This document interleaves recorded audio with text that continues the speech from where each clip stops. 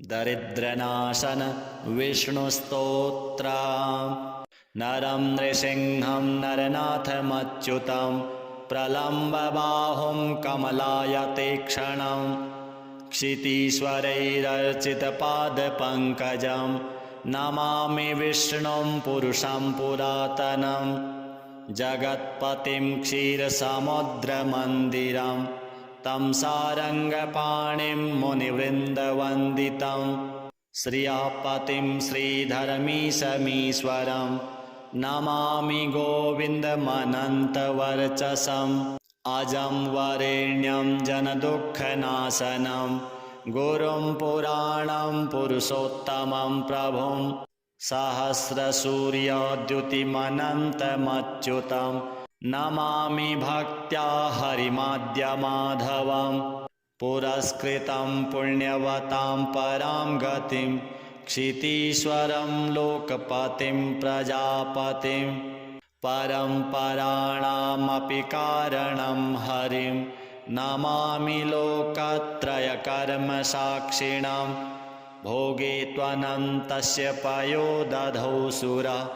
पुरा हि शेते भगवाननादिकृत्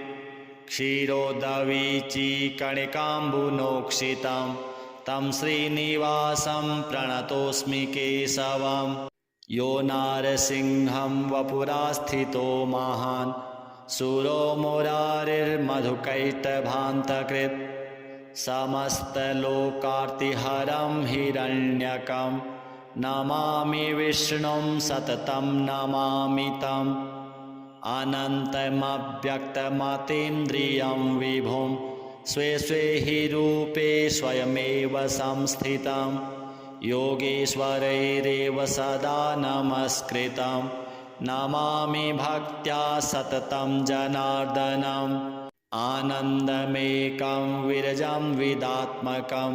वृन्दालयं योगिभिरेव पूजितम्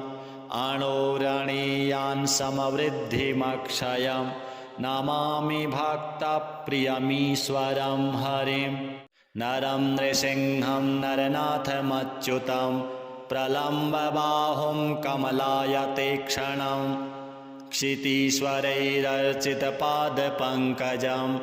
नमामि विष्णुं पुरुषं पुरातनं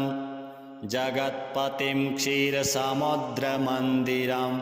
तं सारङ्गपाणिं मुनिवृन्दवन्दितं श्रियापतिं श्रीधरमीशमीश्वरं नमामि गोविन्दमनन्तवर्चसम् अजं वरेण्यं जनदुःखनाशनं गुरुं पुराणं पुरुषोत्तमं प्रभुं सहस्रसूर्यद्युतिमनन्तमच्युतं नमामि भक्त्या हरिमाद्यमाधवं पुरस्कृतं पुण्यवतां परां गतिं क्षितीश्वरं लोकपतिं प्रजापतिं परम्पराणामपि कारणं हरिं नमामि लोकत्रयकर्मसाक्षिणं भोगे त्वनन्तस्य पयोदधौ सुरा पुरा हि शेते भगवाननादिकृत् क्षीरोदवीचीकणिकाम्बुनोक्षितं तं श्रीनिवासं प्रणतोऽस्मि केशवम् यो नारसिंहं वपुरास्थितो महान् सुरो मुरारिर्मधुकैटभान्तकृत् समस्तलोकार्तिहरं हिरण्यकं नमामि विष्णुं सततं नमामि तम् अनन्तमव्यक्तमतीन्द्रियं विभुं स्वे स्वे हि रूपे स्वयमेव संस्थितं योगेश्वरैरेव सदा नमस्कृतं नमामि भक्त्या सततं जनार्दनम् आनन्दमेकं विरजं विदात्मकं वृन्दालयं योगिभिरेव पूजितम् अणोरणीयान् समवृद्धिमक्षयं नमामि भक्तप्रियमीश्वरं हरिं नरं नृसिंहं नरनाथमच्युतं प्रलम्बबाहुं कमलायतीक्ष्णं क्षितीश्वरैरर्चितपादपङ्कजं नमामि विष्णुं पुरुषं पुरातनं जगत्पतिं क्षीरसमुद्रमन्दिरं तं सारङ्गपाणिं मुनिवृन्दवन्दितं श्रियापतिं श्रीधरमीशमीश्वरं नमामि गोविन्दमनन्तवर्चसम् अजं वरेण्यं जनदुःखनाशनं गुरुं पुराणं पुरुषोत्तमं प्रभुं सहस्रसूर्यद्युतिमनन्तमच्युतं नमामि भक्त्या हरिमाद्यमाधवं पुरस्कृतं पुण्यवतां परां गतिं क्षितीश्वरं लोकपतिं प्रजापतिं परम्पराणामपि कारणं हरिं नमामि लोकत्रयकर्मसाक्षिणं भोगे त्वनन्तस्य पयोदधौ सुरा पुरा हि शेते भगवाननादिकृत् क्षीरोदवीचीकणिकाम्बुनोक्षितं तं श्रीनिवासं प्रणतोऽस्मि केशवम् यो नारसिंहं वपुरास्थितो महान् सुरो मुरारिर्मधुकैटभान्तकृत् समस्तलोकार्तिहरं हिरण्यकं नमामि विष्णुं सततं नमामि तम्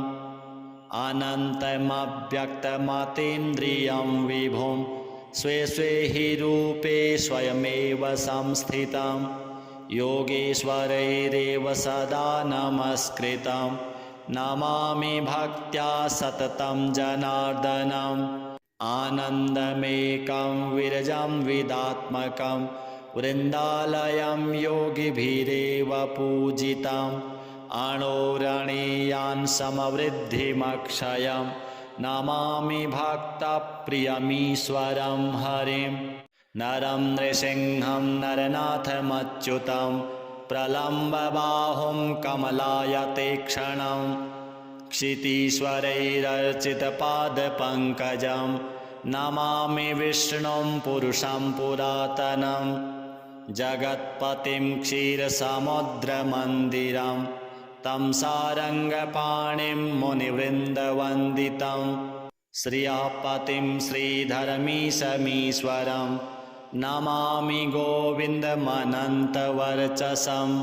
अजं वरेण्यं जनदुःखनाशनं गुरुं पुराणं पुरुषोत्तमं प्रभुं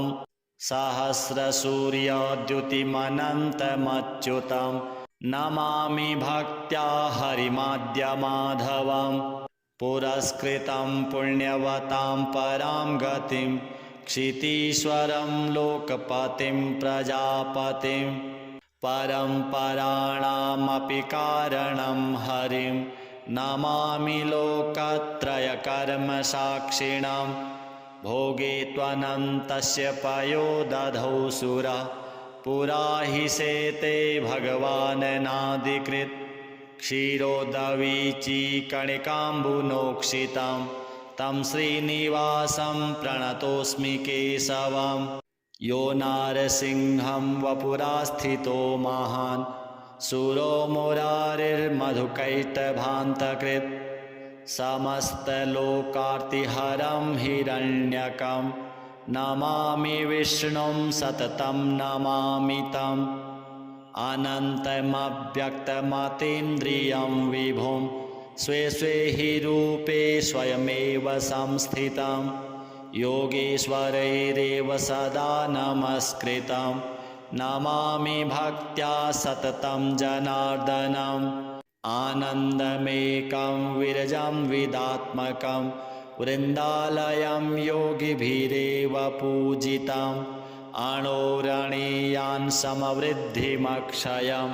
नमामि भक्तप्रियमीश्वरं हरिं नरं नृसिंहं नरनाथमच्युतं प्रलम्बबाहुं कमलायतेक्षणं क्षितीश्वरैरर्चितपादपङ्कजं नमामि विष्णुं पुरुषं पुरातनं जगत्पतिं क्षीरसमुद्रमन्दिरं तं सारङ्गपाणिं मुनिवृन्दवन्दितं श्रियापतिं श्रीधरमीशमीश्वरं नमामि गोविन्दमनन्तवर्चसम् अजं वरेण्यं जनदुःखनाशनं गुरुं पुराणं पुरुषोत्तमं प्रभुं सहस्रसूर्यद्युतिमनन्तमच्युतं नमामि भक्त्या हरिमाद्यमाधवं पुरस्कृतं पुण्यवतां परां गतिं क्षितीश्वरं लोकपतिं प्रजापतिं परम्पराणामपि कारणं हरिं नमामि लोकत्रयकर्मसाक्षिणां भोगे त्वनन्तस्य पयो दधौ सुरा पुरा हि शेते भगवाननादिकृत् क्षीरोदवीचीकणिकाम्बुनोक्षितं तं श्रीनिवासं प्रणतोऽस्मि केशवं यो नारसिंहं वपुरास्थितो महान् सुरो मुरारिर्मधुकैटभान्तकृत् समस्तलोकार्तिहरं हिरण्यकं नमामि विष्णुं सततं नमामि तम् अनन्तमव्यक्तमतीन्द्रियं विभुं स्वे स्वे हि रूपे स्वयमेव संस्थितं योगेश्वरैरेव सदा नमस्कृतं नमामि भक्त्या सततं जनार्दनम् आनन्दमेकं विरजं विदात्मकं वृन्दालयं योगिभिरेव पूजितम् अणोरणीयान् समवृद्धिमक्षयं नमामि भक्तप्रियमीश्वरं हरिं नरं नृसिंहं नरनाथमच्युतं प्रलम्बबाहुं कमलायतेक्षणं क्षितीश्वरैरर्चितपादपङ्कजं नमामि विष्णुं पुरुषं पुरातनं जगत्पतिं क्षीरसमुद्रमन्दिरं तं सारङ्गपाणिं मुनिवृन्दवन्दितं श्रियापतिं श्रीधरमीशमीश्वरं नमामि गोविन्दमनन्तवर्चसम् अजं वरेण्यं जनदुःखनाशनं गुरुं पुराणं पुरुषोत्तमं प्रभुं सहस्रसूर्यद्युतिमनन्तमच्युतं नमामि भक्त्या हरिमाद्यमाधवं पुरस्कृतं पुण्यवतां परां गतिं क्षितीश्वरं लोकपतिं प्रजापतिं परम्पराणामपि कारणं हरिं नमामि लोकत्रयकर्मसाक्षिणां भोगे त्वनन्तस्य पयो दधौ सुरा पुरा हि शेते भगवाननादिकृत् क्षीरोदवीचीकणिकाम्बुनोक्षितं तं श्रीनिवासं प्रणतोऽस्मि केशवं यो नारसिंहं वपुरास्थितो महान् सुरो मुरारिर्मधुकैटभान्तकृत् समस्तलोकार्तिहरं हिरण्यकं नमामि विष्णुं सततं नमामि तम् अनन्तमव्यक्तमतीन्द्रियं विभुं स्वे स्वे हि रूपे स्वयमेव संस्थितं योगेश्वरैरेव सदा नमस्कृतं नमामि भक्त्या सततं जनार्दनम् आनन्दमेकं विरजं विदात्मकं वृन्दालयं योगिभिरेव पूजितम् अणोरणीयान् समवृद्धिमक्षयं नमामि भक्तप्रियमीश्वरं हरिं नरं नृसिंहं नरनाथमच्युतं प्रलम्बबाहुं कमलायतेक्षणं क्षितीश्वरैरर्चितपादपङ्कजं नमामि विष्णुं पुरुषं पुरातनं जगत्पतिं क्षीरसमुद्रमन्दिरं तं सारङ्गपाणिं मुनिवृन्दवन्दितं श्रियापतिं श्रीधरमीशमीश्वरं नमामि गोविन्दमनन्तवर्चसम्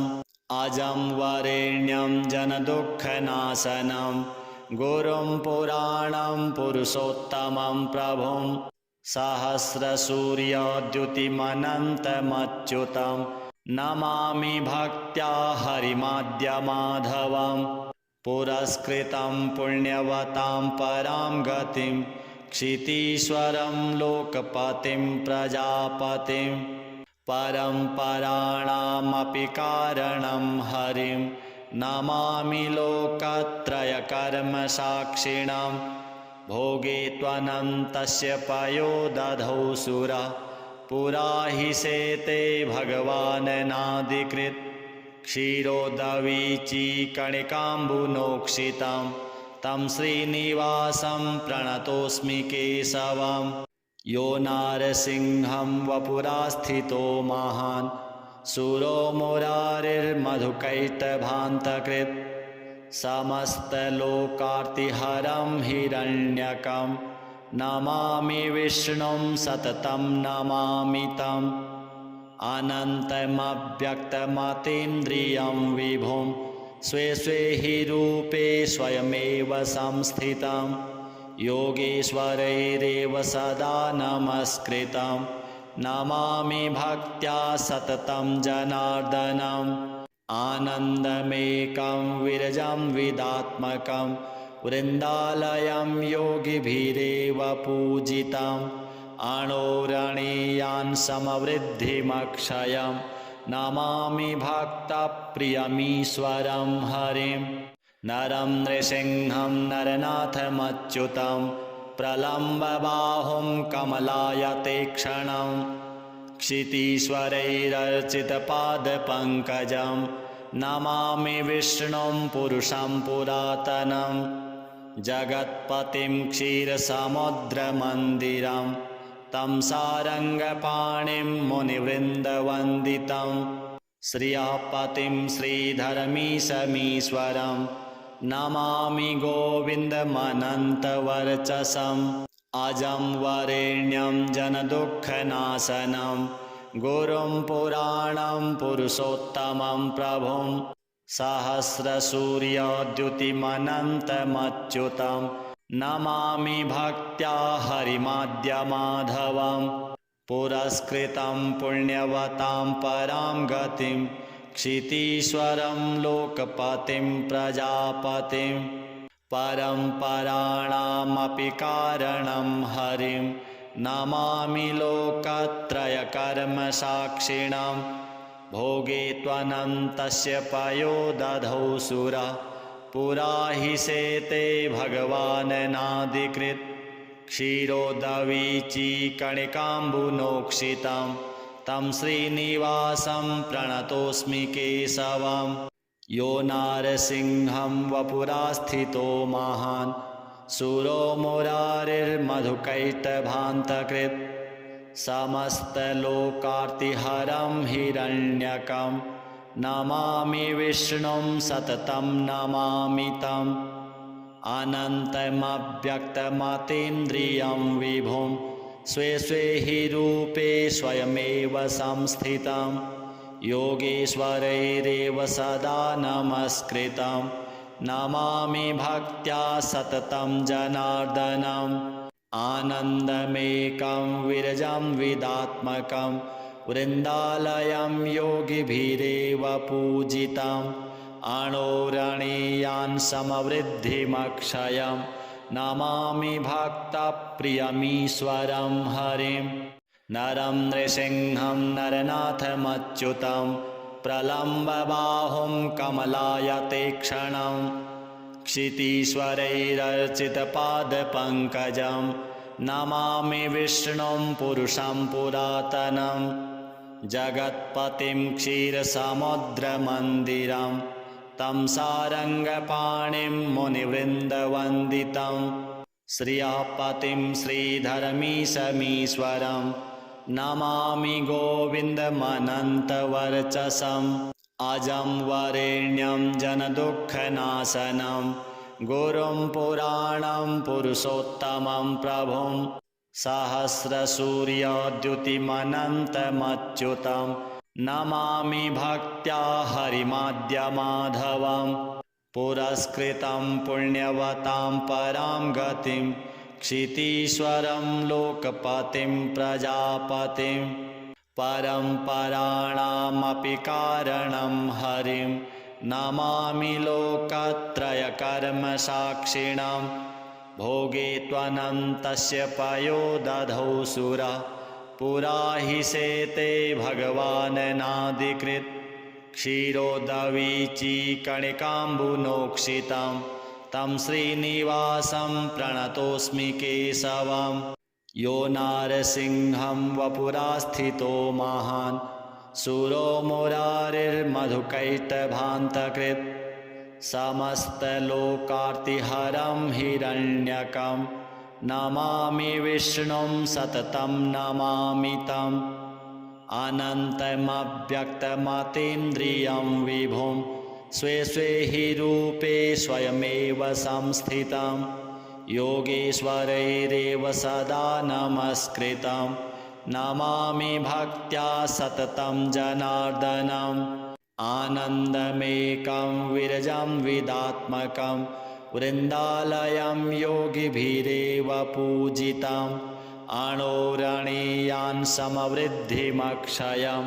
नमामि भक्तप्रियमीश्वरं हरिं नरं नृसिंहं नरनाथमच्युतं प्रलम्बबाहुं कमलायतेक्षणं क्षितीश्वरैरर्चितपादपङ्कजं नमामि विष्णुं पुरुषं पुरातनं जगत्पतिं क्षीरसमुद्रमन्दिरं तं सारङ्गपाणिं मुनिवृन्दवन्दितं श्रियःपतिं श्रीधरमीशमीश्वरं नमामि गोविन्दमनन्तवर्चसम् अजं वरेण्यं जनदुःखनाशनं गुरुं पुराणं पुरुषोत्तमं प्रभुं सहस्रसूर्यद्युतिमनन्तमच्युतं नमामि भक्त्या हरिमाद्यमाधवं पुरस्कृतं पुण्यवतां परां गतिं क्षितीश्वरं लोकपतिं प्रजापतिं परम्पराणामपि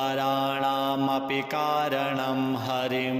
नमामि लोकत्रयकर्मसाक्षिणां भोगे त्वनन्तस्य पयो दधौ सुरा पुरा हि शेते भगवाननादिकृत् क्षीरोदवीचीकणिकाम्बुनोक्षितं तं श्रीनिवासं प्रणतोऽस्मि केशवं यो नारसिंहं वपुरास्थितो महान् सुरो मुरारिर्मधुकैटभान्तकृत् समस्तलोकार्तिहरं हिरण्यकं नमामि विष्णुं सततं नमामि तम् अनन्तमव्यक्तमतीन्द्रियं विभुं स्वे स्वे हि रूपे स्वयमेव संस्थितं योगेश्वरैरेव सदा नमस्कृतं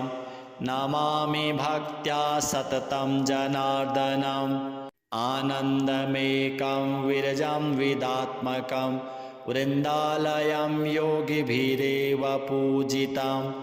अणोरणीयान् समवृद्धिमक्षयं नमामि भक्तप्रियमीश्वरं हरिं नरं नृसिंहं नरनाथमच्युतं